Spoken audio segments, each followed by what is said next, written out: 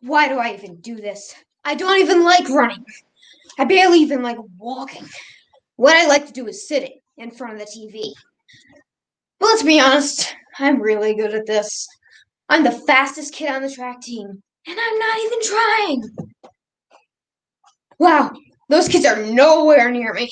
It's like we're not even running the same race. Well, a lot of people tell me I'm stuck up, but stuck up is when you think you're amazing. I'm whatever it's called when everyone thinks you're amazing. But I don't even like track, so why do I even bother? Wait, is that the finish line? Yes! Faster, faster! Yes! Dylan Smith wins again! Oh, hear that crowd cheer! Okay, now I remember why I like track.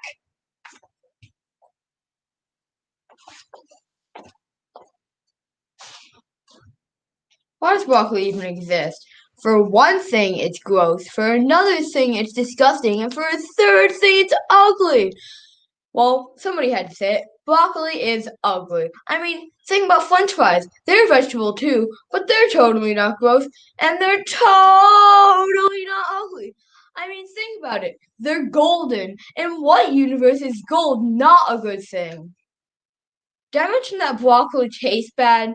Yeah, broccoli pretty much has nothing going for it. Besides that my mom likes it and tries to make me eat it. Did I mention that broccoli is disgusting?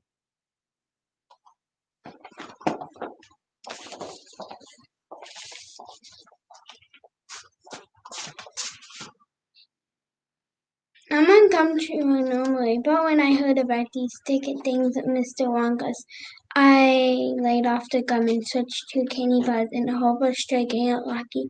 Now, of course, I'm right back on gum. I just adore gum. I can't do without it. I munch it all day long, except at meal times when I take it out and stick it behind my ear for safekeeping.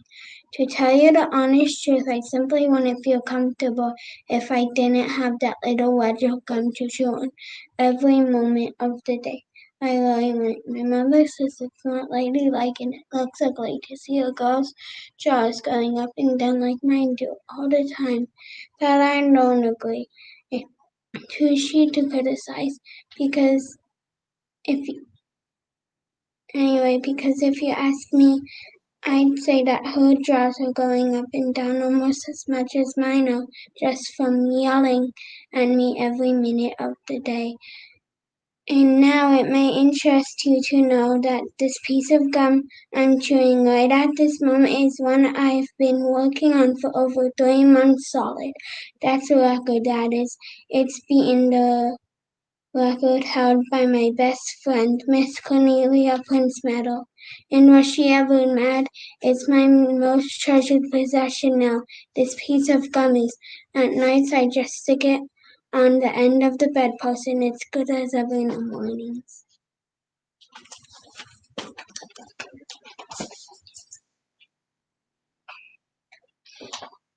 You know what I intend? I intend to be a queen.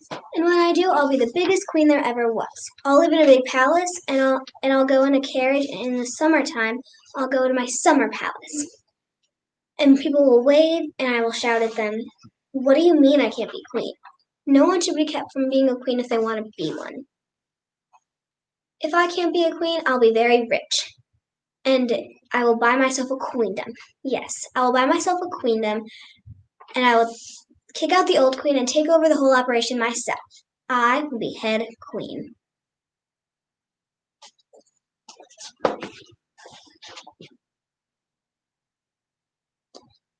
Being an artist isn't easy. Like most artists, I really suffer for my art. Like yesterday, I got this super mean paper cut. You can still see it, and it really, really hurts. I guess that's because artists feel things more than other people. But I also suffer on the inside.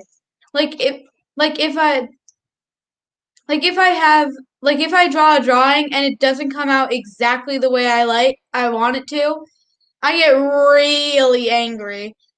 And you have to be completely in touch with your inner vision to get as angry as I get sometimes. But every day I get a little bit better.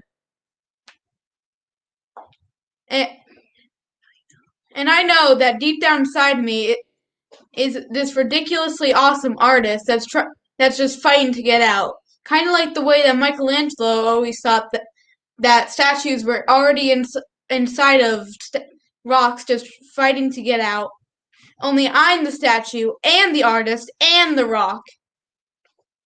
Artists are really complicated, but when my inner vision, when my inner artist gets out, stand back because when my inner vision and my feelings and my drawing all come together, there's no telling how far I can go.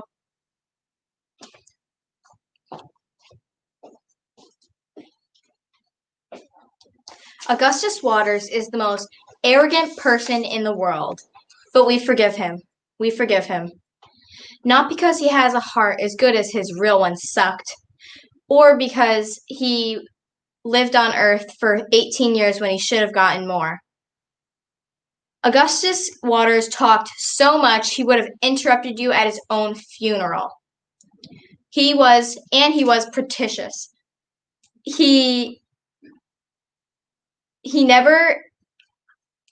I never heard anyone talk so much in my life. But I will say, in the future, when scientists come up to my house with robot eyes, I will tell them to piss off because I don't even want to see a world where Augustus Waters isn't in it. So anyway, Augustus, my friend, and Godspeed and rest easy.